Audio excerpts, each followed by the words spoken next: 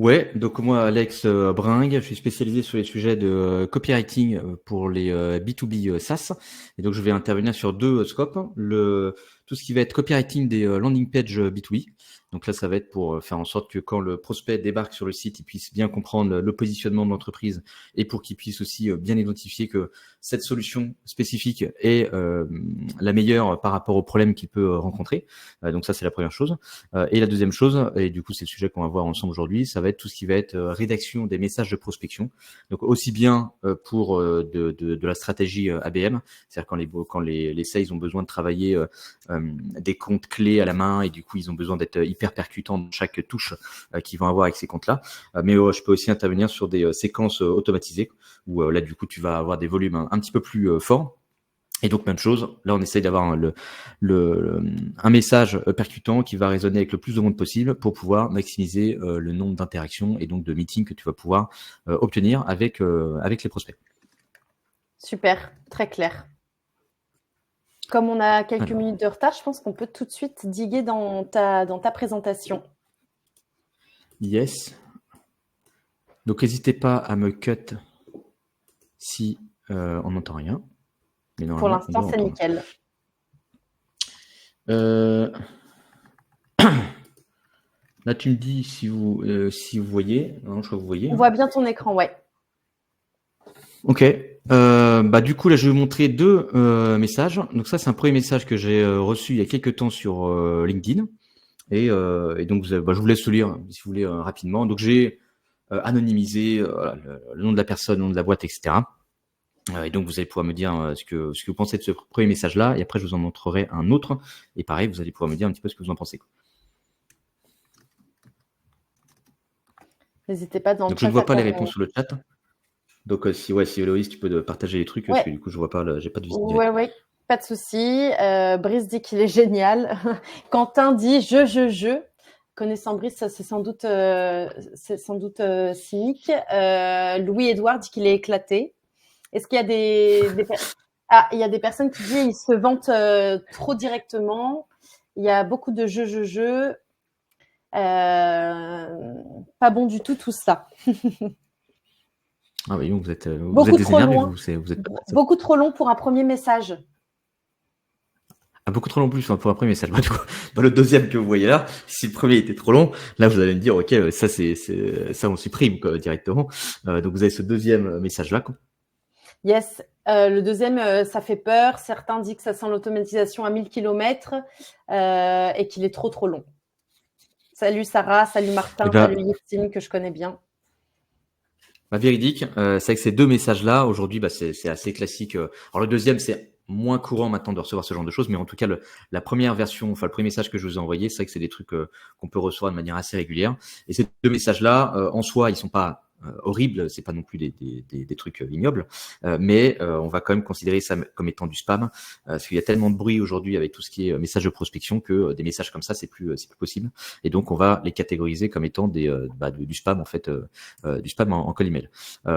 Donc, si on analyse un petit peu plus loin ce qui se passe avec ces emails, vous avez vu peut-être la première chose qu'il y a, c'est que ces deux personnes sont des inconnus pour moi, et donc il n'y a pas elle débarque comme ça dans mon inbox, mais il n'y a pas forcément de contexte. Et donc ça, c'est justement l'un des problèmes. C'est que vous voyez, dans les deux messages, il n'y a rien. La personne, par exemple, qui me proposait le truc sur le compte pro, il débarque comme ça dans mon machin. Tout de suite, il me pitch son truc.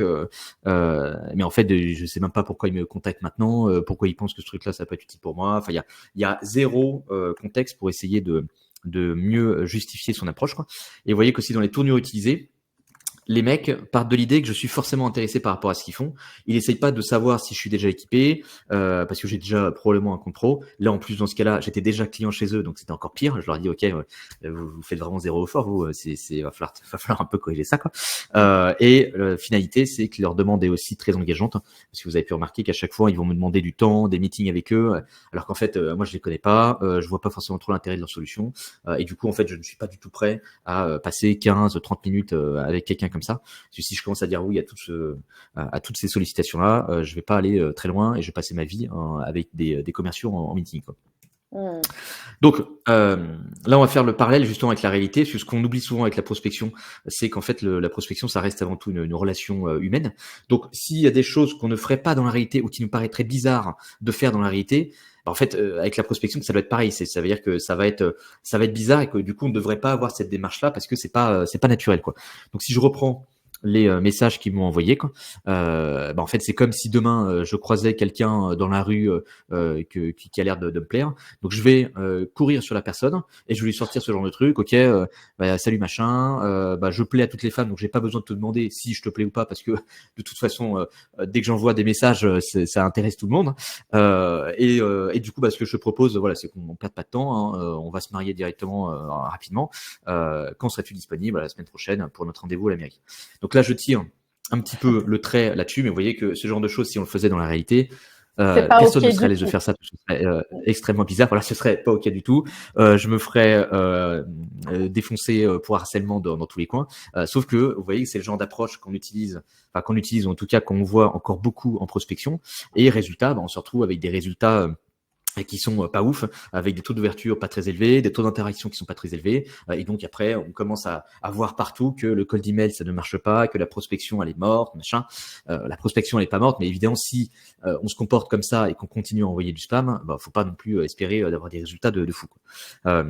Et donc là vous voyez le problème en fait avec ces messages là, c'est que ce sont des messages qui vont être destinés uniquement aux 3% des personnes qui sont prêtes sur un marché à acheter.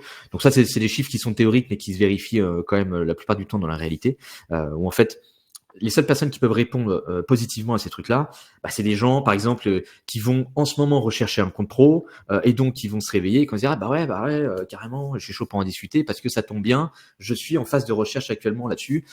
Sauf que pour trouver les 3%, vous voyez que je suis obligé de spammer un grand nombre de personnes pour essayer de détecter ces 3% là. Et du coup, grossir sur les 3%, c'est pas forcément la meilleure stratégie, parce que vous voyez qu'en fait, il y a tout un pan de marché qu'on ne va pas aller travailler, alors qu'en réalité, avec une meilleure approche en outbound, on aurait la possibilité de parler avec les 6 et 7% qui sont ouverts à la discussion, et les 30% de gens qui considèrent que c'est pas encore une priorité.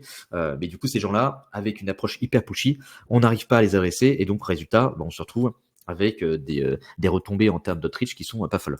Donc si les personnes qui utilisent ces stratégies continuent à aller dans cette direction-là, l'impact que ça va avoir pour vous, c'est qu'en fait, vous allez assez rapidement épuiser votre pipe de lead. C'est pour ça que je suis assez critique avec les agences qui font des trucs à la perf, parce que les agences qui font des trucs à la perf, souvent, vont focus que sur les 3%. Donc, en fait, elles vont spammer la terre entière. Et quand elles auront terminé de spammer la totalité de votre pipe, enfin de votre marché adressable, en fait, vous n'aurez plus suffisamment de nouveaux prospects à traiter. Et donc, résultat, vous allez complètement détruire la relation avec des futurs prospects que vous auriez pu travailler dans le futur. Et la finalité de tout ça, c'est que du coup, vous allez passer à côté d'un tas d'opportunités commerciales parce que vous vous êtes concentré sur un microcosme, un tout petit segment du marché que vous auriez pu adresser. Et donc résultat... oui, on aurait pu rester ouvert aux 30 autres pourcents, quoi. Voilà, c'est ça. Et donc là, je vous ai mis un autre message de prospection, mais vous voyez que ça, ce genre de message, c'est comme une demande en mariage si on le faisait dans la réalité. Alors, c'est pas aussi engageant, bien évidemment, qu'une demande en mariage, mais c'est pour vraiment tirer le trait là-dessus. C'est que vous voyez qu'en fait, dans la réalité, ça me viendrait à l'idée de personne d'aller voir quelqu'un de random. Je connais même pas son prénom et je vais commencer à demander la personne en mariage. Je vais juste faire flipper les gens. Je vais passer pour un énorme weirdo. Donc, avec la prospection, c'est pareil. C'est pas les bonnes approches à utiliser, quoi. Parce que vous voyez qu'avant d'arriver à cette step de mariage, normalement, il y a plein d'étapes intermédiaires qui vont nous permettre, in fine, un jour, de pouvoir se marier avec la personne. Donc, c'est justement ce qu'on va voir ensemble. Là, pour l'étape 5, en gros, ça va être l'étape de closing. Mais pour arriver sur cette étape de closing, il y a plein d'étapes intermédiaires qui vont nous permettre petit à petit de grimper les marches avec le prospect jusqu'à arriver à cette étape de closing. Donc nous, ce qu'on va essayer de mapper ici, ça va être d'essayer de mapper le niveau d'engagement qu'on demande au prospect pour commencer à entamer une relation avec nous. Donc, je ne sais pas si c'est clair, mais du coup, pour vous, quand on envoie un message de prospection, quel va être l'objectif numéro 1 du message de prospection? Quel est le niveau d'engagement qu'on peut demander au prospect? Donc, le niveau d'engagement le plus petit, qui peut nous permettre de commencer à entamer une relation avec lui.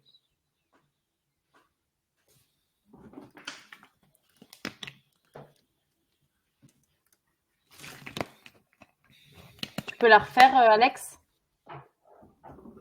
Ah, les gens n'ont pas compris, je suis allé trop vite là? Ouais, juste redis ça. Quel est le niveau d'engagement minimum que vous pouvez demander à votre prospect pour pouvoir commencer à interagir avec vous?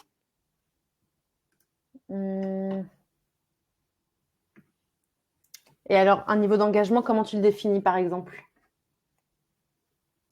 Niveau d'engagement, ça va être, tu vois, par exemple, plus tu avances, par exemple, le problème avec les messages que je vous ai montrés, c'est qu'ils vont me demander un meeting avec moi. Sauf qu'un meeting, c'est peut-être un truc qui va arriver à l'étape 3 ou 4.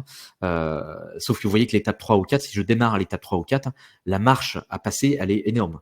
C'est-à-dire que il va y avoir un effort assez conséquent et une friction assez forte du côté du prospect parce que la demande que je veux lui faire est trop conséquente par rapport à l'effort que lui est prêt à mettre par rapport à là où on en est au niveau de notre relation. C'est-à-dire la personne ne me connaît pas, moi je lui envoie un truc et tout de suite je vais lui demander un meeting de 30 minutes et en fait la plupart du temps j'ai pas assez d'éléments pour pouvoir l'amener avec moi dans un meeting de 30 minutes directement. Du coup, là il y a des personnes dans le chat qui disent est-ce que c'est une demande de connexion, juste une connexion LinkedIn, ou demander si ça fait sens pour lui aujourd'hui. Comprendre le besoin actuel du prospect en lui demandant justement son pain, demander plus d'infos sur le service proposé, ou quels outils ils utilisent, ce genre de choses. Ok. Ouais, vous avez pas mal de bonnes réponses là-dessus. Nous, ce qu'on va chercher au début, c'est pas forcément un signe d'intérêt, un meeting. Nous, ce que vous voulez pour entamer quelque chose avec une personne, c'est déjà d'avoir une réponse. Le pire pour vous dans la prospection, ça va être en fait de ne pas avoir de réponse. Tant que vous n'avez pas de réponse, que la réponse elle soit positive, négative ou autre, en fait, si vous n'avez pas de réponse, c'est le pire. Parce que du coup, vous n'avez rien. Il y a zéro truc sur lequel vous allez pouvoir vous baser. Par exemple, imaginons que demain, je contacte, alors je prends un exemple random, mais je contacte Brice. Brice, du coup, il me répond, il me dit ouais non, vas-y, Balek, ton truc c'est nul. Là, il m'a répondu négativement, mais derrière, moi, je peux lui répondre pour essayer de traiter son objection, pour pouvoir mieux comprendre qu'est-ce qui bloque et du coup, qu'est-ce qui m'a amené à penser que ce truc-là pouvait être utile. Et donc, en fait, peut-être que je me suis planté. Donc là, ça me permettra en fait d'avoir de la matière pour pouvoir le relancer. Et si en fait, je vois qu'il était un peu vénère dans son retour, moi, je peux très bien envisager d'appeler Brice si j'arrive à choper son numéro de téléphone et lui sortir ouais Brice, j'ai vu ton retour par mail, machin, etc. Je suis désolé et tout, je voulais pas t'envoyer de la merde quoi. Peut-être que je me suis mal exprimé sur machin, je sais pas quoi, machin, blabla. Enfin, vous voyez en fait, dans tous les cas, que la réponse soit positive ou négative, ça me permet d'avoir une porte d'entrée auprès du prospect pour essayer de tirer le fil. Alors que si la personne ne me répond pas, ça va être beaucoup plus compliqué parce qu'il y a zéro interaction, il y a rien, et donc il y a zéro conversation quoi. Donc du coup, nous, l'objectif au début, ça va être d'obtenir une première réponse qui peut nous permettre de déclencher une conversation quoi. Et après l'étape 2, c'est là où il y a une petite subtilité. Je vais pas essayer de tout de suite amener Brice sur une démo. Parce que s'il n'est pas directement intéressé par rapport à ce que je propose, où il va me dire en vrai ton truc ça peut être cool, mais c'est pas le bon timing, on se reparle dans 14 ans. Et donc moi dans 14 ans il y a moyen que le truc il passe à la trappe et qu'en fait on se parle plus jamais quoi. Et donc si moi je veux lui parler immédiatement, il va falloir que je lui propose une autre typologie de rendez-vous qui va justifier qu'on puisse se parler rapidement quoi. Et donc c'est là où il y a une petite subtilité et qui est pas beaucoup utilisée par les commerciaux aujourd'hui. C'est qu'en fait, moi, l'objectif après, ça va être d'essayer d'avoir un meeting avec Brice. Mais pour avoir ce meeting-là, si lui n'est pas intéressé par rapport à mon produit ou s'il n'est pas complètement sûr d'être intéressé par rapport à mon produit, lui proposer une démo, ça va pas être la meilleure approche quoi. Mais par exemple, ici, je pourrais essayer de lui proposer un autre type de rendez-vous. Par exemple, je sais pas si j'ai accompagné une boîte similaire à LGM sur une problématique que peut rencontrer Brice, je peux dire tiens, je sais pas si ça peut être utile pour toi, mais j'ai accompagné, je sais pas, Lemlist ou machin truc sur tel scope, on a eu tel résultat. Est-ce que tu es ouvert pour que je montre ce qui a été déployé sur le sujet quoi. Et en fait, l'objectif c'est de lui proposer en fait une next step où dans tous les cas, il est 100% gagnant dans toutes les situations. C'est-à-dire, au mieux, mon produit est incroyable et il se dit, vas-y, du coup, j'achète ton truc, quoi. Et au pire, le produit fit pas, mais ce que je lui aurais apporté, enfin ce que je lui aurais apporté comme information dans le rendez-vous aura justifié de passer un petit peu de temps avec moi parce qu'il va en ressortir quand même avec beaucoup de valeur. Et donc en fait, dans tous les cas, en fait, je lui propose un genre de nourrir meeting. sa réflexion et il aura quand même un peu gagné. Il n'aura pas que perdu du temps. Voilà. En gros, ce qu'on veut, c'est qu'en fait le mauvais choix pour lui, qu'ils se disent, le mec me propose un truc où dans toutes les situations, je suis 100% gagnant. Au mieux, je travaille avec lui. Au pire, on bosse pas ensemble, mais j'aurais eu des informations hyper utiles par rapport à ce que je peux déployer sur X, Y, Z. Donc, le mauvais choix pour moi, ce serait de dire non, parce que c'est le choix où je ne retiens absolument aucune valeur, quoi. Et donc, en fait, j'essaie de lui proposer un meeting où il gagne plus que ce qu'il perd. Et donc, ça me permet de maximiser les probabilités d'avoir un rendez-vous avec lui. Et au moment du coup, j'ai un rendez-vous avec lui, là, ça va être plus facile derrière de l'amener sur un autre meeting. On voit qu'il y a un intérêt commun et qu'en fait, mon outil peut être pertinent pour lui. Et donc, à partir de ce moment-là, je peux l'amener dans le process commercial classique et on peut avancer avec le compte. Donc ça, voilà, c'est la petite subtilité sur la posture commerciale à adopter, mais qui va pas mal changer les approches utilisées parce qu'on va pas forcément proposer des démos, parce que le démo c'est pas le meilleur asset en fait pour intéresser les gens. On va essayer de proposer des trucs un petit peu annexes qui peuvent matcher avec beaucoup plus de monde, même s'ils n'achètent pas votre solution. Dans le chat, il y a Quentin qui disait, est-ce que trouver un prétexte pour le premier rendez-vous, comme je fais une étude sur tel sujet, ou je suis intéressé par votre industrie, ou je rédige une newsletter, ou j'écris un article, j'ai besoin d'une interview, ça peut être quelque chose de bien. Voilà, le prétexte pour ce fameux premier rendez-vous. Ça dépend de comment est le prospect en face. Il y a des prospects qui vont être plus sensibles à la flatterie. Alors flatterie, tout cet aspect lié à l'ego du prospect. Ou donc, si tu te mets dans une posture de par exemple, si je contacte Brice demain en mode Brice, vous êtes le Jésus-Christ dans votre domaine, et donc avoir vos inputs sur machin. En gros, c'est indispensable de parler avec toi parce qu'apparemment, tu es le big boss du truc. Donc, je veux absolument discuter avec toi de ce machin-là parce que je sais que la vision que tu auras sera hyper riche par rapport à ce que j'ai pu entendre ailleurs. Donc, ça, sur certains prospects, ça peut marcher. Et donc, faut arriver avec une certaine posture. Par exemple, si vous entamez un nouveau job dans une nouvelle boîte, vous pouvez arriver un peu en mode, bonjour machin. Je viens d'arriver dans cette boîte-là et je connais pas très bien le marché, le contexte, les prospects, machin, etc. Du coup, j'essaye d'échanger avec du monde et j'ai repéré que vous sembliez être l'une des personnes les plus expertes sur ce terrain-là. Est-ce que ce serait possible qu'on se prenne 10-15 minutes pour que je vous pose quelques questions pour mieux comprendre, je sais pas, les trucs liés au marché sur tel sujet. Donc ça, en fonction des gens que vous allez avoir en face, ça peut marcher et ça peut vous permettre d'amener un meeting. Le problème, c'est que du coup, ça va être un meeting plus orienté sur le côté feedback. Donc, ça peut être plus difficile pour vous de basculer sur l'aspect démo, etc.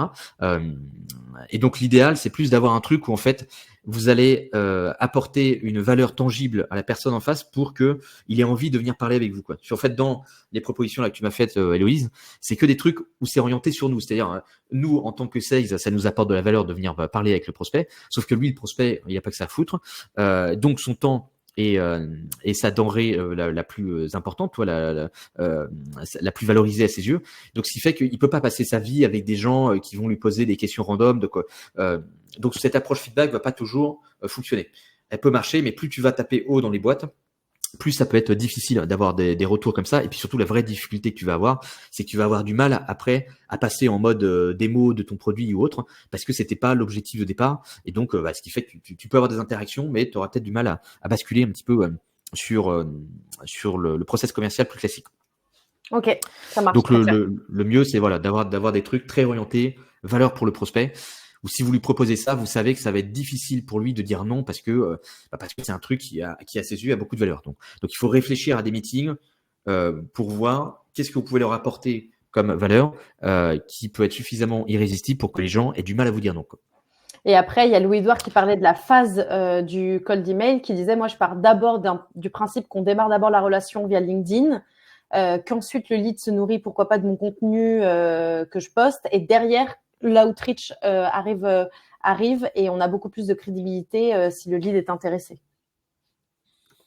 Ouais, ça peut être une autre piste. C'est vrai que LinkedIn, tu peux avoir des approches un petit peu moins directes, plus conversationnelles, et donc ça peut vous permettre d'obtenir des premières réponses. Mais le souci souvent là-dessus, c'est qu'il y a une vraie gestion derrière, en fait, quand tu as une approche indirecte, de la gestion de la conversation. Et c'est là où, en fait, quand t'es pas à l'aise là-dessus, c'est pour ça que souvent il y a des trucs chelous quand tu réponds à des sales, c'est que la personne qui a fait la séquence n'est pas forcément le sales. Du coup, le sales ne sait pas adopter la bonne posture au niveau de l'échange avec le prospect.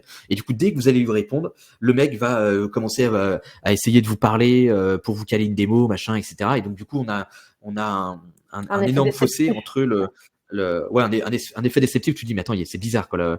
Il y a une posture qui est plus du tout la même entre le message que j'ai reçu avant, et là, je me retrouve avec un mec hyper salesy, hyper pushy, quoi.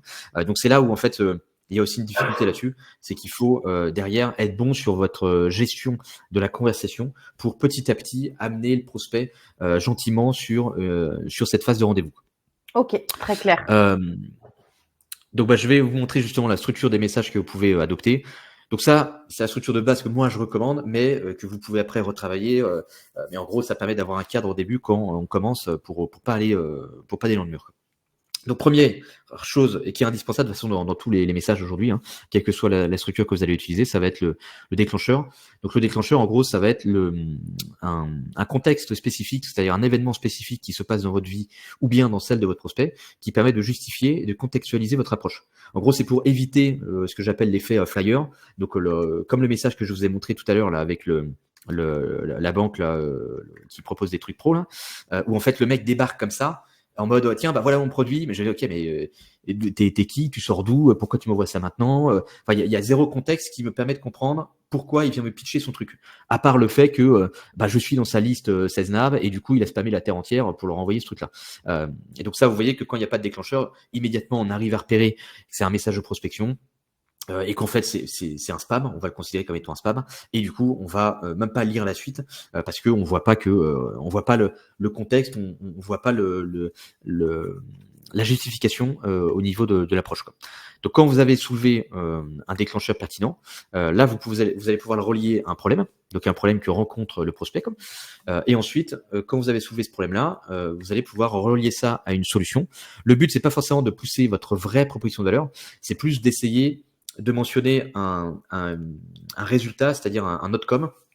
Donc en gros, vous allez plus vendre la destination finale plutôt que le véhicule, quoi. Et c'est ça en fait le problème souvent quand on parle de la solution, c'est que les gens sont très focus sur moi je propose tel véhicule et en fait la destination on sait pas trop ce que c'est parce que ça reste assez flou. Alors qu'en fait les prospects, le véhicule en fait c'est juste un moyen. Mais ce qui va intéresser les gens, c'est plus la finalité. C'est-à-dire, moi, je veux demain partir en voyage dans tel pays. Il faut que tu me vendes le pays et puis que tu me vendes pas forcément le véhicule que je vais utiliser. Parce qu'en fait, le véhicule, je m'en fous un petit peu, c'est pas ça. Moi, ce que je veux, c'est plutôt la destination finale, quoi. Et ensuite, la dernière partie, ça va être la partie call to action, où là, vous allez essayer de systématiquement terminer vos messages avec une question pour ouvrir l'échange avec le prospect. Et la question ne doit pas être trop pushy. La question, elle doit plutôt être là pour jauger l'intérêt du prospect par rapport à ce que vous lui proposez. Donc ça vous permet d'avoir un truc où la personne n'est pas trop engagée quand elle vous répond, et donc elle est à l'aise de vous répondre parce qu'elle n'a pas l'impression que vous répondre est synonyme de je vais direct partir en démo avec le mec, alors qu'en fait je suis pas encore hyper serein ou hyper prêt d'aller en démo. Très clair. Donc là, je vous montre un message de prospection. Alors, c'est pas un vrai message de prospection, hein. Je vous rassure, parce que sinon Alexis va me défoncer. Il va me dire, ok, t'es en train de me faire une réputation de merde. Alors là, je vais pas vous le lire. Vous pourrez le lire ou faire pause peut-être pendant le replay. Le problème de ce message-là, c'est que vous voyez que déjà, il est assez bon. Donc ça, c'est un pépin. Et surtout, le vrai pépin là-dessus, et qu'on retrouve dans pas mal de messages de prospection, c'est qu'il y a énormément d'idées différentes. Du coup, résultat, je me retrouve avec un truc qui part un petit peu dans tous les sens, et faut partir de l'idée que les prospects ils veulent pas réfléchir quand ils reçoivent votre message. Et ce qui est intéressant, c'est que du coup avec Héloïse, on a récolté plusieurs de vos messages de prospection, et ce qui est bien, c'est qu'en fait vous voyez quand on voit tous les messages à la suite, ce que voit votre prospect dans leur inbox. Parce que quand on regarde notre message comme ça en stand-alone, on se dit mon message il est pas mal et tout machin, je pense qu'il est cool. Sauf que quand tu regardes ce que font les concurrents à côté et quand tu vois les messages que eux aussi envoient, tu arrives à voir qu'en fait, ton message il n'est pas hyper différenciant par rapport à ce que les autres envoient. Et du coup, ton message va se noyer dans la masse. Et donc, résultat, dès que tu as trop d'idées, dès que c'est un peu trop complexe de comprendre et de lire ton message, ça va être des barrières à l'interaction avec ton prospect. Et donc, c'est pour ça qu'il faut avoir des trucs hyper hyper straight, enfin straight to the point, assez direct et assez simple en fait à la lecture. Si j'ai besoin de réfléchir ou si ça demande vraiment un effort de comprendre ce que vous me racontez, c'est un mauvais point parce que j'ai pas envie de passer du temps ou de dépenser d'énergie cognitive dans la lecture d'un message de prospection. Ouais, il faut pas que ce soit Donc, cryptique, du coup, faut que ce soit hyper direct, quoi. ouais, tu vois, même parfois il y a des messages où tu dis, bah mon message il est clair. Oui, il est clair, mais en fait tu vas voir qu'il y a plein de petits détails Bien sûr. tu sais, il y a trop d'idées, il y a trop de trucs, et du coup t'es un peu paumé, t'es là en mode attends, vas-y, il faut que je relise deux Ça peut trois être fois un le peu, machin pour. parfois c'est un peu verbeux aussi. On n'est pas à l'américaine, on oublie parfois qu'il faut être plus straight to the point. Ouais, ouais. Du coup, je vais montrer des exemples justement là-dessus après, parce que j'ai pris quelques-uns de vos exemples pour les réécrire, quoi.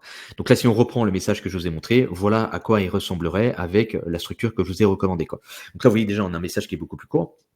On a un contexte. Donc le contexte, c'est l'offre d'emploi. Et vous voyez que l'offre d'emploi, comme c'est un truc qui a été beaucoup utilisé, j'essaye de mieux le contextualiser. C'est-à-dire, je vais pas juste dire à la personne, oui, bonjour, j'ai vu que tu avais une offre de SDR sur Welcome to Jungle. Le problème de ça, c'est qu'ok, mais comment t'es tombé sur mon offre? Parce que tu cherches pas un job de SDR, toi. Donc, qu'est-ce que tu fous à aller regarder mes offres d'emploi, quoi.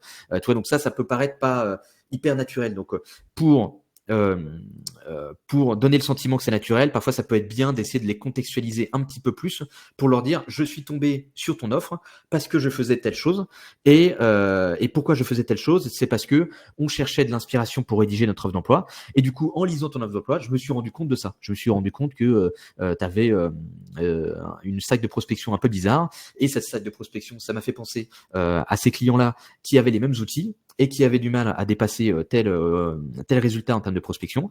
Et là, vous voyez qu'après, sur la partie solution, je vais pas donner la vraie value propre de Faro. Là, je vais juste mettre en avant avec Faro. Ils ont augmenté de 40% le résultat en prospection, leur taux de retour, sans chambouler leur process sales. Et là, vous voyez que je dis pas, en fait, Faro, c'est un outil qui te permet de faire ça avec une base de données, machin, blablabla, je sais pas quoi. Parce qu'à ce stade-là, le but, c'est pas de lui vendre l'outil, c'est plus de lui vendre le résultat final. Donc là, ce que j'essaye de savoir, c'est est-ce que toi, ça t'intéresse de faire plus de 40% ou bien tu t'en fous complètement et du coup, t'as pas envie d'améliorer ton truc, quoi. Et je termine avec mon call to action, qui là est plutôt ce qu'on appelle un call to interest. Donc ça va être un appel à intérêt. En fait, je vais pas demander une action de la part de mon prospect, mais je vais plutôt lui demander quel est son degré d'intérêt par rapport à ce que je lui propose ici, quoi. Et donc, en fonction de sa réponse, là, vous voyez que c'est pas un truc très engageant pour le prospect, parce que je lui demande juste, est-ce que ce truc-là, ça aurait du sens pour toi, ou bien tu t'en fous complètement parce que ça t'intéresse pas et t'as pas envie d'améliorer ton taux de retour, quoi. Et donc, du coup, ça me permet d'augmenter les réponses que je vais obtenir. Et donc ça, vous voyez, comme le message est beaucoup plus court, je me retrouve avec un truc qui tient sur un tout petit téléphone, parce que ça, c'est un mock-up d'un iPhone 13. Donc, vous voyez que sur un iPhone 13, le truc passe. J'ai à peine besoin de scroller pour pouvoir voir la totalité du message, quoi. Donc du coup, ce qui fait qu'il y a peu de friction à la lecture et résultat, ça me permet de maximiser les chances d'avoir une réponse de la part de mon prospect, quoi. Donc si vous devez retenir un truc là-dessus, c'est que chaque mail doit mettre en avant une seule idée. Ça ne veut pas dire que tous vos mails doivent parler de la même idée, mais il faut que dans chacun des mails, on ait une idée phare qui ressort et on ne va pas essayer de la mélanger avec plein de trucs. Parce que plus on va la mélanger, plus on va diluer la force de l'idée principale et plus on va perdre le prospect. Et sur la partie déclencheur, vous voyez que du coup, ce qui est intéressant, c'est qu'à partir du moment où vous utilisez un déclencheur intéressant, c'est que votre première phrase dans votre message, elle va être assez personnalisée et surtout, elle va sortir du lot par rapport aux autres. Parce que quand la personne va voir votre message dans son inbox, il va uniquement voir une preview de votre première phrase. Et donc, en fait, si la première phrase elle ressemble à de la prospection, c'est mort, vous avez déjà perdu. Même si derrière votre message il est incroyable et tout, en fait, si vous envoyez un signal que votre truc c'est un message de prospection automatisé, vous avez déjà perdu la bataille. D'où le fait de bien travailler vos déclencheurs parce que ça va vous aider à obtenir une ouverture de la part du prospect. Et là, vous voyez que quand vous lisez ça, c'est difficile en fait de savoir qu'est-ce que me veut le mec. Est-ce qu'il veut me carotter mes profils est-ce que c'est vrai, je ne sais pas en fait qui est ce type-là, je ne sais pas ce qu'il veut exactement, je ne sais pas si c'est un vrai message rédigé à la main, je ne sais pas si c'est un truc de prospection. Donc en fait, il y a trop de trucs qui restent en suspens et du coup résultat, je suis plus enclin à ouvrir ce message-là parce que je n'arrive pas à catégoriser ce message. J'arrive pas à savoir si c'est de la prospection ou si c'est en fait un vrai message personnel. Du coup, je suis obligé de l'ouvrir pour voir de quoi il en retourne. Génial. Je sais pas si déjà par rapport à ça, vous avez des questions? Ouais. Ouais, je pense qu'on va pouvoir après enchaîner direct avec la partie plus workshop. Mais petite question de Jérémy, est-ce que du coup tu conseilles de faire du warm mailing et pas d'automatisation? Moi, à mes yeux, l'un et l'autre ne sont pas incompatibles, justement avec ce que tu viens d'expliquer. Mais est-ce que tu as quelque chose à ajouter sur ce point? Tout dépend ce qu'il appelle warm mailing, parce que tu peux faire du warming sur la partie LinkedIn pour essayer de te faire un peu plus voir chez ton prospect avant d'interagir avec lui. Donc ça peut être des trucs utiles. Mais par email, warm mailing, je vois pas trop de Je pense comment que il c'est veut warm justement le par prospect. ouais, c'est ça, c'est par l'approche qui se passe, même si elle est automatisée, d'où le déclencheur que tu viens de montrer. Et bon, Jérémy est en train Ouais, de ok. Ouais, le warming social media, ça va être hyper intéressant parce que ça peut justement te permettre de diluer le fait que t'as pas un déclencheur de fou, quoi. Parce que si tu commences à liker le mec, à interagir un peu avec ses posts, machin, etc., tu vas pouvoir justifier plus facilement le truc de, je suis allé regarder ce que vous faisiez de manière plus détaillée, toi, et j'ai vu ça. Et en fait, tu vois, du coup, comme tu as interagi avec lui avant, tu as moins le truc de mais ok, mais pourquoi tu allais regarder ce que je faisais? Je suis allé regarder ce que tu faisais parce qu'en fait, tu as vu qu'en amont, j'ai interagi un petit peu avec tes posts, je t'ai ajouté, j'ai machin. Et donc, en fait, tu viens un peu diluer le truc de en réalité, j'avais pas vraiment de contexte pour te contacter. Et du coup, le fait que j'ai interagi un petit peu avec toi en amont via du warming, ça me permet de rattraper le fait que j'ai pas un contexte de fou pour pouvoir te contacter. OK, c'est bien ce qu'il décrit. En effet, il parlait de repartir d'un site ou d'un profil LinkedIn, de l'analyser, de personnaliser au plus proche, au plus possible son approche.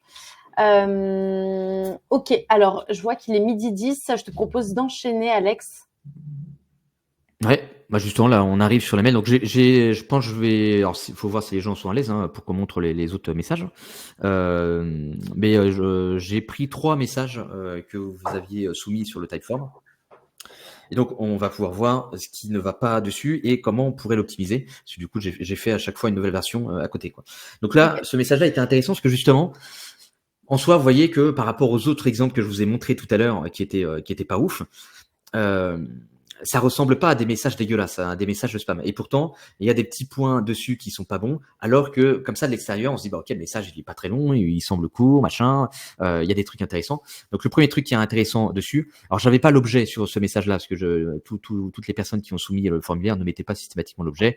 Donc l'objet, on s'en fout ici, mais normalement il y a un objet. Et vous voyez que déjà ce qui était bien, c'est qu'on a une première phrase qui met en avant justement une observation, donc qui permet d'avoir un contexte, un déclencheur un petit peu plus fort par rapport au sujet qui est soulevé dans le message. Donc ça, c'était une bonne piste.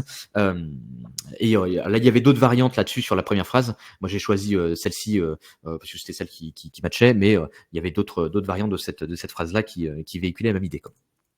Le problème, c'est qu'en fait, vous voyez qu'après cette première petite phrase, on a une deuxième phrase où en fait, on part de l'idée que, comme vous savez, enfin, je fais une supposition pour essayer de rendre évident mon truc, parce que si la personne n'a pas conscience de ce truc-là, il va pas matcher avec mon produit. Donc encore une fois, c'est comme si j'allais dans la rue voir quelqu'un et lui dire bon, comme tu le sais, je suis beau gosse, célibataire et j'intéresse toutes les femmes, donc faut qu'on avance ensemble. Et là, vous voyez que du coup, ça matche pas trop, parce qu'en plus, le lien entre soutenir les associations et réengager les collaborateurs, c'est pas le truc le plus obvious de la Terre. Parce qu'on se dit, ok, mais attends, mec, c'est quoi le rapport entre association et réengager les collaborateurs? Enfin, what, et du coup, vous voyez qu'en fait, là, on a un grand écart un petit peu entre ces deux notions qui sont pas forcément évidentes. Et du coup, cette phrase-là, elle fonctionne pas trop. Parce que si je ne suis pas OK avec cette croyance-là, du coup, bim, le truc retombe à plat directement à cause de ça, quoi. Et vous voyez que aussi le problème de ça, c'est que réengager les collaborateurs, ça veut un peu tout rien dire, quoi. C'est comme si demain je contactais encore une fois Brice. Alors je prends Brice comme exemple, ça peut être n'importe qui, et je lui disais oui Brice, je peux booster ta croissance. Il vient de dire frérot, booster ta croissance, ça veut rien dire, ça. C'est qui tu me racontes, quoi. C'est pas des problèmes suffisamment précis, quoi. C'est pas des résultats suffisamment tangibles. Et du coup, ça va pas susciter un intérêt très fort chez lui. Et là, vous voyez que c'est pareil. Réengager les collaborateurs, c'est un peu la big picture, c'est un peu un truc un petit peu conceptuel. On sait pas trop ce qui se cache derrière ce truc de réengager les collaborateurs. Et du coup, résultat, le bénéfice, il est pas hyper clair. Et vous voyez qu'en plus, sur la partie call to action, on n'a pas vraiment de questions. On a un call to action qui est un petit peu bâtard, qui assume pas trop, qui est un peu en mode bon, voilà, si tu veux, machin. Enfin voilà, c'est pas hyper engageant. Donc d'une certaine manière, c'est bien, mais du coup, là, en fait, on n'est pas trop incité à répondre aux messages parce qu'il n'y a pas de questions, il n'y a rien. Et du coup, résultat, en soi, comme ça, le message, il peut être cool. Mais vous voyez qu'en fait, il y a quelques petits détails qui font que ça risque de flopper parce que on met pas en avant des éléments suffisamment précis, quoi. Donc, je vais vous montrer comment on pourrait le réécrire. Donc déjà, dans l'objet, moi, je vais le verager cette notion de tu es déjà bénévole à titre personnel via une association. Donc là, maintenant, avec tous les outils d'IA, machin et tout bordel, vous pouvez capter cette information-là sur le profil du mec. Si vous savez que le gars il a un engagement personnel dans une boîte, en fait, vous pouvez très bien demander via OpenAI, analyse-moi le profil de ce Gus-là et dis-moi c'est quoi l'association dans laquelle il est bénévole, quoi. Donc, imaginons que lui, ce soit la Croix-Rouge, je vais faire un truc personnalisé avec la Croix-Rouge où je vais mettre en avant, j'ai vu que tu étais bénévole à titre personnel auprès de la Croix-Rouge. As-tu déjà envisagé de lancer l'initiative de mécénat auprès de tes équipes chez Compagnie, quoi. Et là, ensuite, je vais mettre en avant la value propre. On accompagne telle typologie de cible. Donc là, telle typologie de cible, ce serait une cible qui est très similaire à lui dans cette démarche pour atteindre tes résultats. Donc là, le résultat, il faut qu'il soit beaucoup plus précis que ce qu'on a dit en amont. Réengager les collaborateurs, c'est pas assez précis. Il faut que ce soit un truc plus tangible pour que ça puisse susciter l'intérêt, quoi. Et ensuite, je termine la phrase avec je peux vous partager le dispositif qu'on a mis en place avec telle boîte qui est assez similaire à vous, si ça peut vous intéresser, quoi. Donc là, vous voyez que j'ai pas vraiment de questions, donc c'est la même chose, et je n'utilise pas une question à la fin parce que j'ai déjà une question avant. Et en fait, ça c'est un peu un problème sur pas mal de messages de prospection, c'est que les mecs vont enchaîner les questions. Donc vous allez avoir une première question de tiens, est-ce que tu veux faire ça, est-ce que tu veux me parler, et si t'es pas la bonne personne, est-ce que tu peux mettre en lien avec la bonne personne. Et là vous voyez que ça du coup c'est trois portes de sortie différentes, c'est trois idées différentes, du coup résultat ça dilue la force de mon message. Donc là on pourrait parce que j'ai réécrit les messages assez vite, mais par exemple là j'aurais pu faire une connexion sur la deuxième phrase un petit peu plus forte, en mode tiens, suite à cette expérience avec la Croix-Rouge, avez-vous déjà envisagé de lancer des initiatives de mécénat auprès de vos équipes chez Winemarketer. Donc là vous voyez que du coup j'ai un truc un petit peu plus soft et du coup la clarté du message est un petit peu plus élevée, quoi.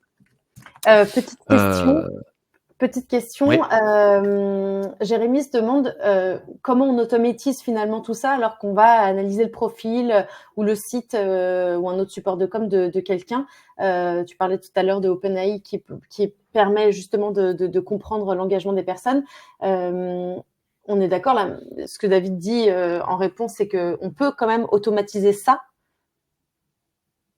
En soi, en fait, sur les trucs d'automatisation, le problème, c'est que ça dépend des gens que tu as en face, toi. T'as des boîtes qui font des dingueries en automatisant des trucs de fou, quoi. Le problème, c'est qu'en fait, la plupart des gens ne sont pas en mesure d'automatiser ce qu'ils voudraient automatiser parce que ils ont un niveau qui est pas suffisamment avancé sur toute cette partie Ops. Mais en soi, si tu peux faire le job à la main, tu as une possibilité par A au plus B ou avec un process quelconque, enfin un process précis plutôt, de pouvoir automatiser cette action-là. Ça veut pas dire que ça va être facile, mais aujourd'hui, on est de mieux en mieux équipés justement via l'IA pour pouvoir automatiser des trucs qui étaient difficiles à faire auparavant et qui nécessitaient une petite action humaine. Donc du coup, là en soi, toi, je vais pas te sortir le playbook de A à Z pour tu fais ça et ça va être hyper facile en 2 clics. Mais si tu peux le faire à la main, faut pas l'idée que tu peux l'automatiser. C'est juste que le degré de complexité pour pouvoir le faire peut être plus élevé que la normale et ça va pas être, toi par exemple les job offers. C'est un truc assez facile aujourd'hui à le verager parce que ça a été intégré dans les outils. Tu as des outils qui sont dédiés à ça aujourd'hui, quoi. Donc en fait, tu as un truc prêt à l'emploi assez simple. Mais du coup, c'est ça, on va dire, c'est le niveau 0. Enfin, le niveau 0, le niveau simple, on va dire, de l'automatisation. Si tu veux aller dans des trucs plus avancés, ça va nécessiter de faire des trucs un petit peu plus, enfin, des trucs custom, tu vois, avec tes propres scripts, tes propres automatisations. Donc, en soi, moi, je pars de l'idée que si cette information-là, elle est disponible publiquement, aujourd'hui, avec tous les outils qu'on a à disposition, tu as une possibilité d'envisager une automatisation. Et après, si tu peux pas le faire, tu fais ce travail-là au début. C'est ce qui se dit dans le chat. En effet, David propose un process SalesNav, ensuite CSV que tu mets sur un Google Sheet, que tu ensuite enrichis avec de l'AI pour aller du coup nettoyer ton Google Sheet et avoir typiquement choper l'association du type sur son profil LinkedIn et du coup ensuite pouvoir lancer tes séquences LGM. Ok. Il y a, c'est pour ça, les trucs automatisation, faut pas trop. C'est souvent le frein que j'ai moi quand je monte ce genre de choses, c'est qu'ils me disent ouais, on peut pas faire ça à l'échelle, machin, etc. Mais déjà le problème, c'est quand tu vois que les gens ne savent même pas prospecter à la main, ça sert à rien d'automatiser des trucs foireux parce que tu vas retomber dans le travers qu'on a montré tout à l'heure, où en fait tu fais de la merde, mais avec une grosse échelle, quoi. Mais du coup, résultat, tu vas avoir des résultats qui sont moins bons. Ça, tu vas passer plus de temps à créer une usine à gaz qui va finalement te générer assez peu d'interactions.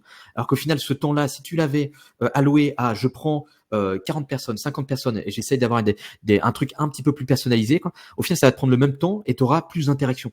Donc, tu vois, tant que tu sais pas prospecter à la main et avoir des retours, l'automatisation c'est pas une bonne piste parce que en fait tu vas perdre en pertinence sur ton approche, quoi. Donc c'est pour ça on veut toujours rusher sur la partie automatisation, mais en fait pour moi déjà si tu n'arrives pas à m'écrire un bon message de prospection manuellement, c'est déjà que t'es pas bon pour aller sur de l'automatisation parce que ça va être encore pire.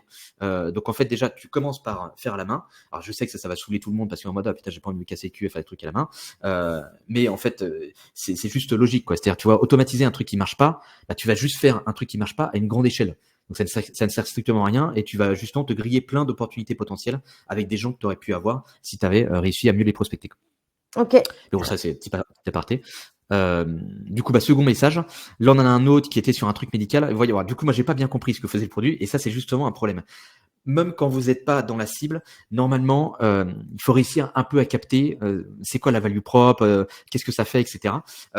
Et là, vous voyez que le problème avec ce message-là, en soi, pareil, il n'est pas extrêmement mauvais. Donc, c'est ça qui est intéressant, c'est que c'est pas des messages qui sont complètement nuls et on se dit, ouais, c'est obvious que ça, c'est des mauvais messages, quoi. Mais du coup, c'est ça qui est intéressant. Là, vous voyez que le problème, c'est que la première phrase, elle est très directe en mode, le mec débarque de nulle part, je sais pas qui c'est. Il commence à me raconter un peu comme s'il m'envoyait une newsletter, quoi, un peu en mode on a remarqué des machins, des trucs. Je lui dis ok, mais attends mon gars, t'es qui? Tu sors d'où? Pourquoi je reçois ce truc-là? Tu vois, là il me manque un petit contexte au départ pour commencer à m'approcher, quoi. Et donc si je lis uniquement la première phrase, je vais supprimer le message parce que j'arrive à repérer que c'est un message générique de prospection. Et qu'en fait, je ne vois pas trop l'aspect contexte qui me permet de catégoriser ce message comme étant un vrai message destiné uniquement à moi, quoi. Et vous voyez qu'après, l'autre problème aussi là-dessus, c'est qu'en soi, il y a beaucoup de petites idées. Parce que là, ils vont lister plusieurs problèmes au début. Le temps perdu, la perte, le rachat inutile, la mauvaise gestion entre les services. Donc, vous voyez qu'il y a plein de petits trucs, de petits détails qui viennent se rajouter. Et au final, on est un peu paumé parce qu'on se dit, mais attends, mais du coup, c'est quoi votre truc? Ça sert à quoi de manière concrète? C'est quoi le vrai problème que vous adressez avec ce truc-là? Et là, en fait, je pense que comme ils sont pas sûrs de leur approche, ils vont commencer à mettre en avant ce que j'appelle un peu la liste au Père Noël. C'est-à-dire quand tu n'es pas sûr de savoir quel est le bon angle à privilégier, tu vas commencer à mettre tous tes angles. Parce que tu te dis, bon, on sait jamais, je sais pas trop ce qui va connecter, ce qui va pas connecter, donc je vais tout balancer. Et du coup, il y en a bien un dans le lot qui va connecter. Mais ça, du coup, c'est pas forcément un bon point. Parce que quand tu fais ça, tu renvoies un message au prospect en face que tu connais pas bien sa situation et du coup, tu n'es pas en mesure de mettre en avant un problème qui est le problème le plus fort qu'il va rencontrer et qui va susciter le plus d'intérêt. Et donc, tu envoies un signal de je suis pas trop adepte de votre marché, je n'ai pas trop l'habitude d'échanger avec des gens comme vous, je connais pas trop votre activité et donc sous-entendu, je suis quelqu'un qui va vous faire perdre du temps parce que je vous montre par A plus B qu'en fait j'ai pas suffisamment d'éléments pour en une phrase être percutant et vous vendre le truc correctement, quoi.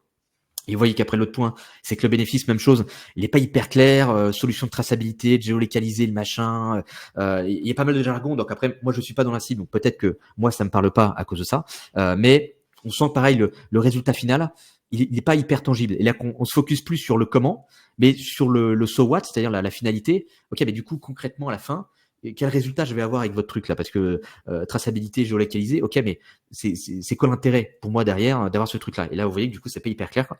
Et par contre, le bon point, c'est que vous voyez que vous avez un call to action qui est intéressant parce qu'il va pas me demander est-ce que ça peut m'intéresser, etc. Il va essayer de savoir, avant toute chose, avant qu'on aille plus loin, est-ce que vous êtes confronté à des défis similaires ou pas? Parce que si vous n'êtes pas confronté à des défis similaires, ça sert à rien que je commence à vous vendre le truc, parce que du coup, ça va pas vous parler, quoi. Donc ça, du coup, la fin du message là-dessus, elle est intéressante, mais le reste, c'est dommage parce qu'il va pas bien matcher, quoi. Donc la réécriture là-dessus, l'objet, je vais focus sur le problème. Donc, je vais juste mettre en 2-3 mots le problème du mec. C'est-à-dire essayer de résumer le problème de la personne. Et là, je vais amener un petit peu plus de contexte sur mon message. Donc, comme j'avais pas tous les éléments, là, il y a pas mal de trucs entre crochets. Mais par exemple, là, ce qui mettait dans le précédent message, c'était on voit pas mal de trucs chez les établissements suisses, machin, etc. Bah là, du coup, plutôt que de dire ça, autant jouer sur le truc. On a bossé avec machin récemment, ou bien on a été contacté par telle boîte récemment, qui est du coup une boîte similaire à vous et qui a rencontré tel problème. Et après, je vais jouer sur l'aspect, ça semble être un truc récurrent pour cible. Donc là, après, j'aurais pu aller un peu plus loin d'après nos tests. Et du coup, ça me permet de justifier un peu l'approche de je te contacte parce que justement, je vois que c'est un problème qui est tellement récurrent que du coup, bah, on commence à contacter d'autres boîtes similaires à cette cible parce que vous semblez tous avoir le même problème, quoi. Et donc là, après, j'enchaîne. Si c'est aussi un sujet pour vous, on a développé un truc pour faire X, Y, Z, et je termine mon truc avec, voilà, est-ce que ça pourrait être utile qu'on en discute par rapport à votre contexte. Donc là, c'est vrai qu'il y a moins de matière dans ce message-là parce que j'ai pas tous les éléments, quoi. Mais vous voyez qu'on a un contexte qui va être un petit peu plus fort, un message qui peut être un petit peu plus court.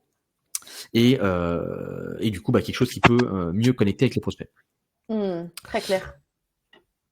Ensuite, on va terminer avec un autre, et lui aussi, il était intéressant parce que c'est une cible d'avocat. Donc, cible d'avocat, on va pas les adresser de la même manière que les autres. Donc, c'est pour ça que j'ai essayé de vous prendre 3 trucs un petit peu différents pour que ça puisse vous être utile, et de vous prendre des messages qui sont pas horribles, parce que quand c'est des messages qui sont trop obvious, on se dit ok, non mais c'est facile de faire mieux, mais quand on a une bonne base, c'est plus difficile de faire mieux, quoi. Donc là, le problème sur ce message-là par rapport aux autres, c'est que vous voyez qu'il est trop long.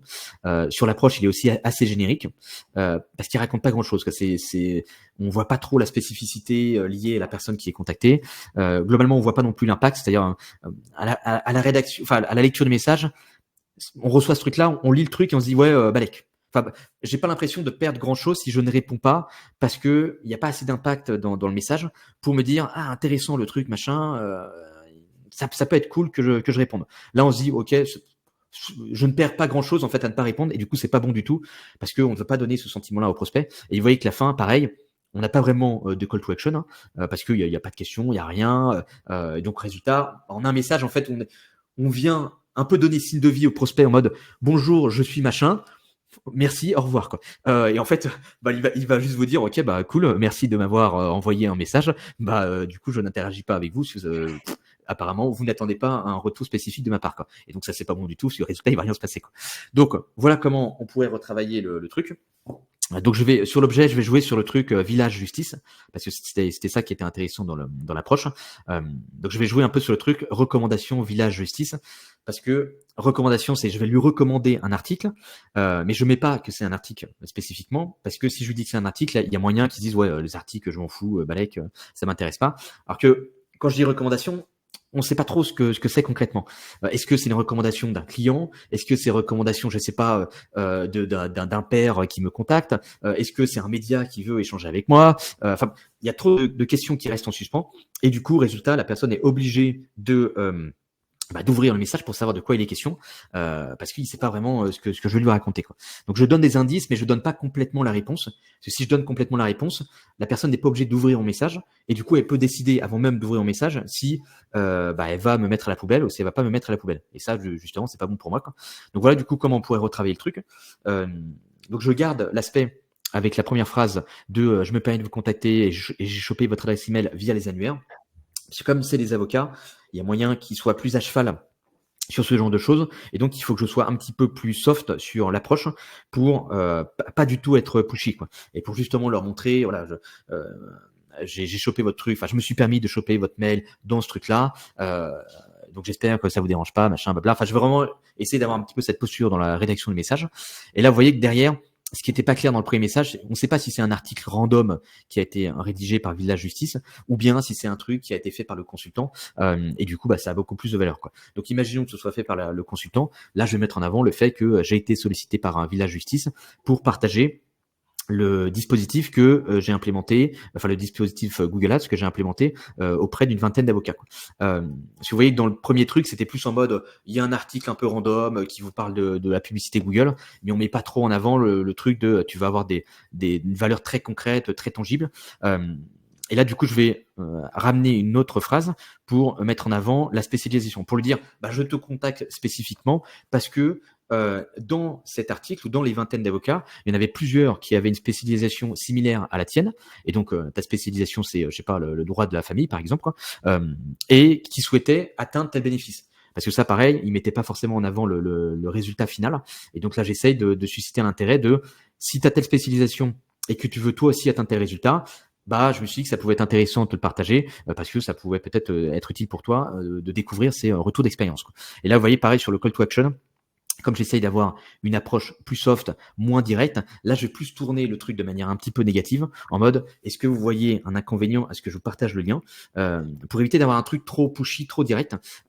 Et du coup, bah, résultat, là, ça me permet de susciter une interaction chez le prospect.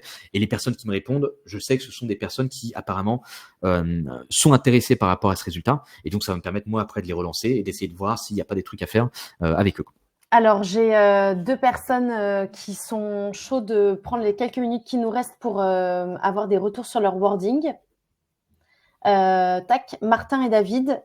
Martin, je pense qu'il est en train de taper et j'ai le wording de David. Toi, Alex, tu vois pas du tout le chat? Ah si, je vois le chat là. Ok, donc David, c'est je suis tombée sur ton site après une recherche LinkedIn. Le site de société semble top, mais ne remonte pas comme il se doit dans les résultats de Google sur vos mots-clés. Mots-clés 1, 2 et 3. Nous avons appliqué une stratégie de référencement à d'autres entreprises du secteur et j'aimerais vous aider à l'appliquer sur votre site WordPress. Est-ce que vous voudriez découvrir quelques idées? Bah, en soi, pareil, tu vois, message pas horrible, mais des trucs comme ça, toi, en mode référencement, t'en reçois à l'appel, et donc c'est pas suffisamment différenciant pour te dire ah lui intéressant parce que il a une approche qui ressemble pas aux autres trucs que j'ai reçus dans la semaine, enfin aux autres prestats qui font du référencement. Et là, le souci, c'est qu'en fait, le contexte de départ, c'est je suis tombé sur ton site après une recherche LinkedIn. Ok, mais c'est quoi la recherche LinkedIn spécifique qui t'amène en fait à tomber chez moi, quoi? Tu vois, le contexte paraît pas hyper crédible, et du coup, tu vas tout de suite te tirer une balle dans le pied parce que ça va pas être suffisamment précis par rapport à ce que les autres utilisent. Ça va être le truc basique que tu vas utiliser parce que t'as pas de contexte. Donc en fait, tu vas dire tiens, bah j'ai vu sur LinkedIn machin truc, ou bien j'ai fait ça sur LinkedIn quand j'ai fait machin. Donc ça, c'est pas assez crédible. Là, par exemple, ce que tu pourrais faire, ce serait plus de jouer sur l'aspect je bossais pour un client dans tel secteur. Parce qu'on recherchait des backlinks, je sais pas quoi, tu vois. Bon, je te donne des idées comme ça un peu random. Mais là, tu devrais mettre en avant des trucs beaucoup plus précis, par exemple avec des screenshots. Toi, tu devrais montrer, bah tiens, dans les résultats, je vois que vous avez chuté de manière assez importante sur tel mot-clé et tel mot-clé récemment, et que concurrent a fait des trucs plutôt sympas. Par exemple, tu pourrais jouer comme ça, c'est-à-dire en mode je fais des analyses machin pour voir ce qui marche et ce qui fonctionne pas, et en faisant analyse de telle boîte, j'ai regardé que vous avez grignoté pas mal de positions sur Google. Là, tu mets le screenshot des positions perdues par la boîte.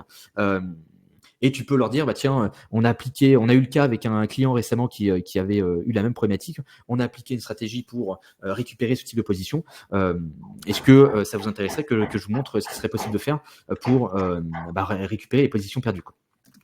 Et là, en fait, le fait de mettre un screenshot, d'être un petit peu plus précis sur l'approche, tu auras des meilleurs retours parce que tu lui montres concrètement que tu vois, tu as fait le vrai job, quoi. Tu lui dis, bah mec, tu vois bien par A plus B que là, tu te fais défoncer. Et si le mec était même pas au courant qu'il se faisait défoncer, bah là, tu vois, ça suscite plus d'intérêt.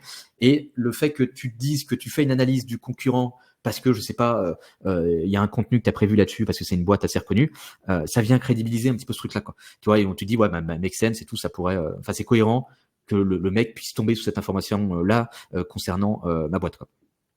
Ok, très clair.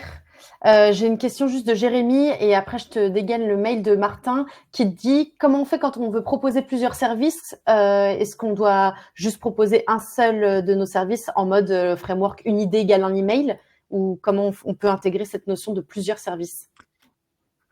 Bah, plusieurs services, encore une fois, tu te focus sur le résultat. Tu vois, en fait, le how, faut partir de l'idée que les gens sont pas forcément très matures sur comment atteindre un résultat. Si par exemple, moi demain, j'ai une solution innovante pour atteindre un résultat précis, il y a moyen que si je te pitch ma solution, tu vas me dire non mais c'est nul ton truc, ça je n'y crois pas du tout, quoi. Et en fait, c'est pour ça qu'il faut plutôt cibler la finalité recherchée par les gens, quoi. Donc le résultat. Donc toi, tu vas plus mettre en avant, moi j'ai un truc qui permet d'atteindre tes résultats, ou bien j'ai aidé telle boîte à atteindre tes résultats avec. Et là tu restes très vague sur comment tu l'as fait. Parce que si tu expliques un peu plus en détail comment tu l'as fait, il y a moyen que les gens bloquent pour se dire non mais moi j'ai pas envie de le faire comme ça parce que je ne pense pas que c'est la bonne solution. Par exemple, exemple concret, si demain je contacte des gens, et c'est ce qui arrive assez souvent en ce moment, et je leur dis oui, je fais cold email, machin, blabla, je sais pas quoi, pour atteindre tes résultats, il y a moyen que ça risque de bloquer parce que les gens vont me dire ah non mais cold email, nous on n'y croit pas, on pense que c'est de la grosse merde aujourd'hui et que ça marche plus. Nous ce qu'on veut c'est du cold call. Et donc en fait tu vois qu'ici si cette croyance-là, elle est assez forte, et si je commence à le pitcher un peu en mode je fais du cold email, il y a moyen que ça le bloque. Donc là, dans ce cas-là, je vais plus viser sur j'ai des telles boîtes à atteindre tes résultats. Si ça peut t'intéresser, je peux te montrer ce qu'on a déployé sur le playbook commercial pour atteindre ce truc-là. Et en fait, là ici, toi, je vais plus parler de playbook commercial et pas forcément cold email, machin, etc. Et à partir du moment où il interagit avec moi, là, je vais pouvoir travailler sur comment je vais déconstruire sa croyance pour lui montrer que oui, le cold call, c'est cool, mais en fait, cold call tout seul, c'est pas aussi cool que ça. Et qu'en réalité, tu pourrais avoir des bien meilleurs résultats en faisant les deux avec la partie cold email. Donc, tout ça pour te dire, ne pitch pas forcément plusieurs services. Et si tu veux absolument toi relier ton service à un problème, il faut que tu arrives à savoir quel est le service qui va le plus intéresser ton prospect. Parce que même si tu peux l'accompagner sur plein de trucs, toi, ce que tu veux, c'est juste une porte d'entrée pour interagir avec la personne. Et quand elle interagit avec toi, là, tu pourras ensuite déployer tout le truc pour lui dire, OK, bon, moi, je suis Jérémy Vincent. En fait, ça, c'est un des trucs que je fais. Mais derrière, je propose aussi des services annexes. Et toi, tu veux juste mettre en avant le truc qui suscite le plus d'intérêt. Donc, si tu sais que tel service suscite le plus d'intérêt, tu te mentionnes que ce truc-là. Le reste, tu pourras en parler plus tard. Et donc, il faut que tu essaies de voir par rapport à chaque typologie de prospect, quel est le service qui va susciter plus d'intérêt et donc quel est le service que tu vas mettre dans ton email, quoi, pour éviter ce problème de liste au Père Noël qui amène à diluer un petit peu ton message et qui donne le sentiment que t'es pas à l'aise sous tes appuis, que tu connais pas trop ta cible et du coup tu leur dis moi je fais tout et rien. Et que l'approche n'a pas, oui, et que l'approche n'a pas été assez personnalisée aussi, etc. Voilà. On a le wording de Martin. Alors, il est en 2 parties. Je viens de te l'envoyer sur le chat, Alex. L'objet, c'est gestion du parc d'actifs. Et tu le verras, il est en 2 messages. Et pour un peu de contexte, du coup, la cible, ce sont les les responsables IT dans des banques suisses. Ok, responsabilité dans les banques suisses. Donc, gestion du parc d'actifs. Ok. Donc, j'ai vu. Ok, compte. Ok. Attends, on a pu remarquer qu'il y avait des problématiques importantes sur la traçabilité de nos établissements bancaires en Suisse avec lesquels travaillons. Attends, avec lecture. Alors, toi, déjà, la lecture, tu sens que déjà le truc, il est un petit peu long, quoi. Tu sais, tu vois que c'est un peu, toi, t'as des phrases qui sont assez longues et tout. Toi, tu mets du temps à arriver sur, ok, mais finalité, so what, quoi. Donc, notamment avec le tournoi des équipes et les difficultés à suivre la taille été confiée à l'inventorié. Tu l'emposes des problématiques, une solution de traçabilité, exploit technologie. Est-ce que vous êtes confortable des déficits bien, machin? Ok. Là, le problème, c'est un message, toi, qui est assez long.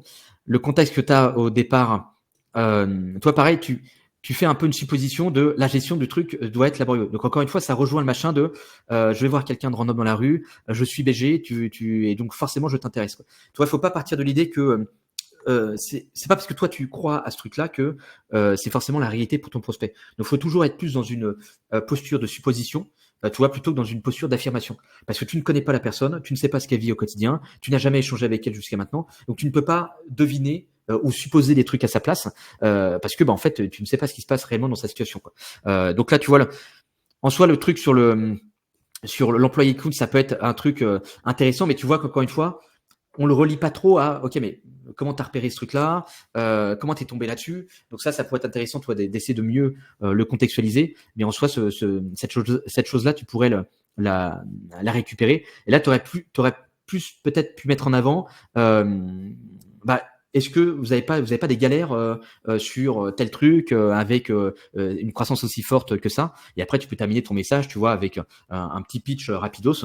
On a, si c'est un sujet, tu vois, on a un truc qui permet d'améliorer ce truc-là. On l'a testé avec machin et ça a permis d'avoir tel résultat. On peut en discuter ou bien tu termines avec voilà, est-ce que vous faites aussi face à ce type de défi ou bien pas du tout, quoi, ou bien pas encore, tu vois, un truc comme ça, quoi. Et toi du coup tu pourrais garder un peu le même message mais de manière plus courte parce que toi ce que tu veux c'est juste avoir un retour et c'est juste savoir est-ce que vous êtes confronté à cette problématique-là ou bien pas du tout pour le moment, quoi. Et donc tous les autres trucs que tu mets, tu vois, le turnover, un truc comme ça, ce genre de trucs, c'est des sujets que tu vas pouvoir ajouter dans tes relances pour donner un peu plus de détails, pour lui dire, bah tiens, justement, avec tel client qu'on avait accompagné, il y avait un gros sujet à cause du turnover, où il y avait des difficultés, machin, blabla.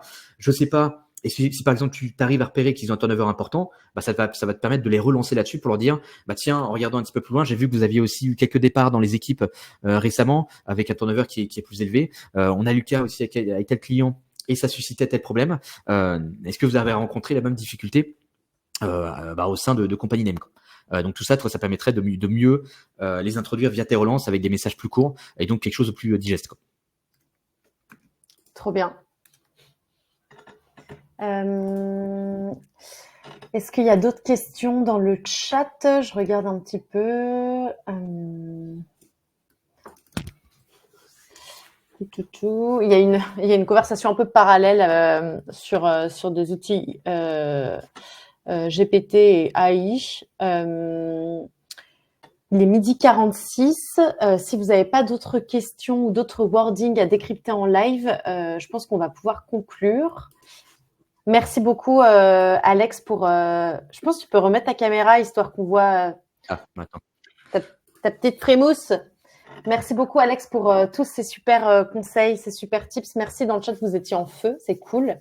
On a commencé, on est presque au complet. Non, il y a une petite dizaine de personnes qui a dû partir, mais en tout cas, un grand merci. J'espère que ça a débloqué un maximum d'entre vous, que ceux qui ont été décryptés en live n'ont pas mal pris le franc-parler de notre cher Alex. Qu'on lui connaît bien. Bah, je vous ai pas trop défoncé, hein, mais pour faire un petit aparté là-dessus, en fait, le but, c'est pas de défoncer gratuitement, hein, mais c'est plus que vous voyez la compétition que vous avez à côté. C'est tous ces petits détails-là qui vont amener en fait à perdre en impact et finalement à ne pas avoir de réponse derrière, quoi. Donc aucun des messages qu'on a montrés était horrible, hein. Ça n'avait rien à voir par rapport au truc que je vous ai montré en amont, quoi. Mais vous voyez qu'en fait, c'est plein de micro détails. Et aujourd'hui, le niveau est tellement élevé en prospection. Qu'en fait, il suffit d'un petit micro-détail pour avoir un truc à côté de la plaque. Donc, c'est pour ça que il faut être hyper exigeant et du coup, que la moindre petite erreur peut coûter pas mal d'interactions avec les prospects. Et juste, attends, il y a juste une petite question par rapport aux relances, c'est vrai que c'est un truc qu'on n'aborde pas beaucoup, quoi. Paul pose la question sur les follow-up. Sur la partie relance, en gros, justement, c'est pour ça qu'il faut bien diviser vos. Alors, tu me dis si ça bug sur mon audio, si je recoupe la caméra ou pas, quoi. C'est pour ça qu'il faut bien diviser les idées, parce que si vous mettez tout directement dans le premier mail, en fait, vous allez diluer déjà la force de chacune de vos idées, et puis en fait, quand vous allez relancer le prospect, qu'est-ce que vous allez lui raconter? Vous avez plus rien à lui dire. Vous allez juste lui dire, est-ce que tu as vu mon message? Est-ce que tu as vu mon message? Ah, j'ai pas eu de retour. Est-ce que tu as vu mon message? Et donc, vous allez tomber dans des relances hyper redondantes qui vont saouler les gens. Du coup, ils vont vous répondre de manière hyper négative en mode, arrêtez votre spam, je ne suis pas intéressé, partez, quoi. Alors qu'en réalité, si vous aviez mieux divisé vos idées, ça vous aurait permis de les isoler dans des relances. Et ce qui est intéressant quand vous les isolez, ça vous permet aussi de mieux comprendre quelle idée marche bien et quelle idée ne marche pas du tout. Parce que si vous voyez qu'en fait, vous avez un taux de réponse qui est plus élevé sur une relance spécifique et que au message d'avant, vous aviez un taux de réponse qui était moins élevé, là, vous pouvez vous dire, ah, mais c'est intéressant parce que quand je parle de X, Y, Z, les mecs me répondent, alors que quand je parle de machin truc, ils s'en foutent complètement, quoi. Donc là, après, ça vous permet, vous, de repérer, attends, peut-être que mon angle winner, c'est de prendre l'angle de la relance numéro 3, de le mettre dans mon email numéro 1, et step by step, ça vous permet comme ça, en fait, de tester vos différentes relances, de tester vos différents arguments, et du coup, d'isoler ce qui marche très bien et de supprimer ce qui ne fonctionne pas ou ce qui ne sert pas en termes de discours dans vos messages de prospection, quoi. Donc, c'est comme ça qu'il faut traiter les relances. Moi, j'ai une règle, en gros, sur les relances. C'est qu'à partir du moment où vous avez le sentiment de vous répéter, c'est-à-dire de vous rebalancez les mêmes arguments, vous redites des trucs que vous avez déjà racontés auparavant, c'est que là, vous tombez en fait dans une démarche un peu de spam. Parce que quand vous avez épuisé toutes vos cartouches, en fait, il faut vous arrêter. C'est-à-dire, j'ai joué toutes mes cartes, j'ai plus rien à jouer. Ok, j'arrête de vous relancer parce qu'en fait, j'ai plus rien à vous dire, quoi. J'ai plus rien de nouveau. J'ai pas de nouvel argument. J'ai pas de nouveaux trucs à raconter. Donc en fait, je m'arrête là, quoi. Donc c'est ça un peu la philosophie que j'ai sur les relances. Tant que vous avez des trucs à raconter, vous pouvez durer. Mais dès que vous commencez à répéter des trucs, à remettre des choses que vous aviez déjà mentionnées en amont, là, il faut s'arrêter parce qu'en fait, vous tombez dans une démarche de spam qui risque de saouler les gens, quoi. Très clair. Magnifique. Merci beaucoup, Alex. Je pense qu'on a débloqué pas mal de gens et beaucoup de Beaucoup de retours hyper positifs. On dit qu'on aime beaucoup ton franc-parler et que c'était super intéressant. Donc, un grand merci pour tous ces conseils. Et puis, le replay sera sur Playground. N'hésitez pas à aller jeter un œil également aux autres masterclass qu'on a données. Je vous remets le lien rapidos dans le chat. Et puis, encore un grand merci, Alex, pour tout ce contenu. Merci à toi. Et puis merci à ceux qui ont accepté aussi de partager leur message. Ça a permis d'avoir des exemples concrets là-dessus. Yes, et merci à tous ceux qui se sont débloqués aussi dans le chat. C'était cool. Il y avait une belle émulation, une belle intelligence collective, donc c'est cool. Merci Nicolas pour le très quali workshop. Trop cool. Un très bon appétit à tous. On se retrouve toutes les semaines sur des nouvelles masterclass sur le Playground. Et encore merci Alex. Et à très vite. On peut poursuivre le débat sur le Playground. Merci. Salut. À plus tard. Bye.